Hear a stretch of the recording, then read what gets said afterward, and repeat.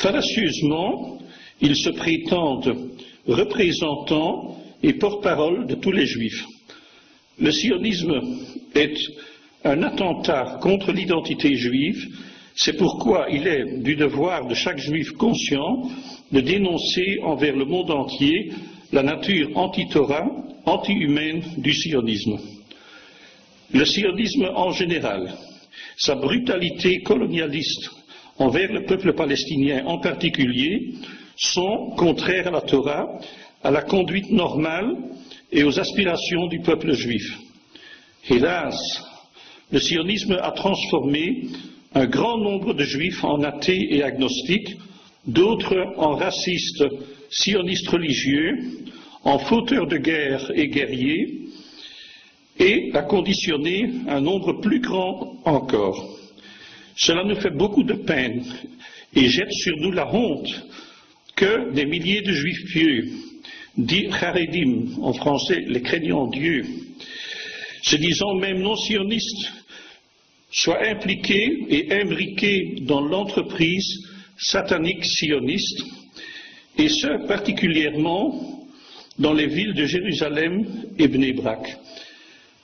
Conditionnés par le sionisme religieux, ils sont arabophobes, islamophobes, sont rendus aveugles à la réalité, acceptent la bribe des subventions étatiques sionistes, participent aux élections, ils fournissent même le maire de Jérusalem. Contrairement à cela, le judaïsme enseigne que les Juifs n'ont pas le droit de dominer la Palestine de nos jours. Ce pays ne leur appartient pas. N'ayant pas rempli les conditions que Dieu attendait d'eux, suite à un décret divin, les Juifs ont été envoyés en exil et en dispersion. Comme nous le disons dans nos prières des jours de fête, à cause de nos péchés, nous avons été exilés, chassés de notre terre.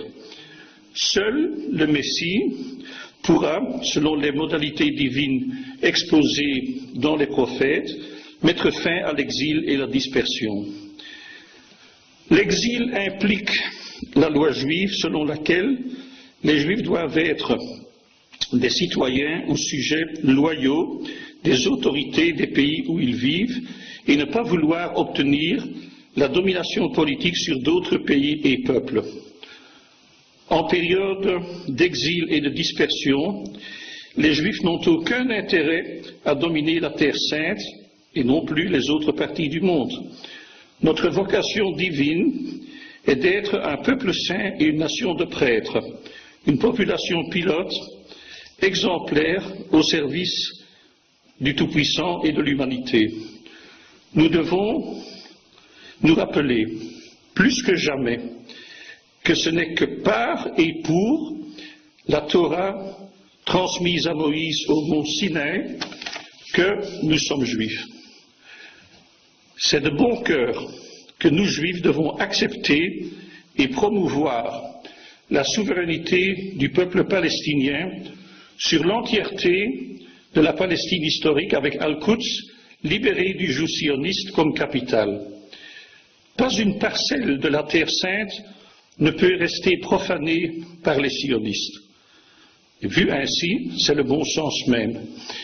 Il n'y a aucun antagonisme entre le judaïsme et l'islam. Le sionisme est notre ennemi commun. Il y a encore un petit reste juif palestinien qui le savent et se tiennent au décret divin et ses conséquences. Mais il va de soi que leur situation dans l'entité sioniste est précaire. L'oppression sioniste est une tragédie, tant pour les juifs authentiques que pour les musulmans palestiniens. Dans le passé, les juifs de Terre Sainte ont été des sujets loyaux soumis à l'autorité ottomane. Il nous est strictement interdit de se soumettre à l'autorité sioniste qui est une rébellion satanique contre la Torah, et ce d'autant plus à Jérusalem, Al-Quds, la ville sainte, qui s'appelle en langue farsi si justement Beit Molgash. Jusqu'à l'avènement du sionisme, comme dans les autres pays islamiques, Juifs et musulmans vivaient en bonne entente en Palestine et particulièrement à Jérusalem, Al-Quds. Les préjugés, l'animosité entre juifs et musulmans artificielle provoquée par le sionisme. S'opposer au sionisme et ses crimes n'est pas anti-juif, antisémite, bien au contraire. Le sionisme et ses actes sont le plus grand danger pour les juifs, tant en Terre Sainte qu'ailleurs, et plus encore sur le plan spirituel que sur le plan physique. Le sionisme et le judaïsme authentique sont et restent à tout égard diamétralement opposés. Et c'est dans le sens et dans le contexte formulé dans notre appel à initier et à développer l'indispensable alliance stratégique, amicale, entre judaïsme et islam, entre juifs et musulmans, que nous prions envers notre Père céleste, notre Roi, pour la libération prochaine d'Al-Quds, que soit mis fin à l'injustice et à la souffrance des Palestiniens, ainsi que des autres victimes innocentes du sionisme.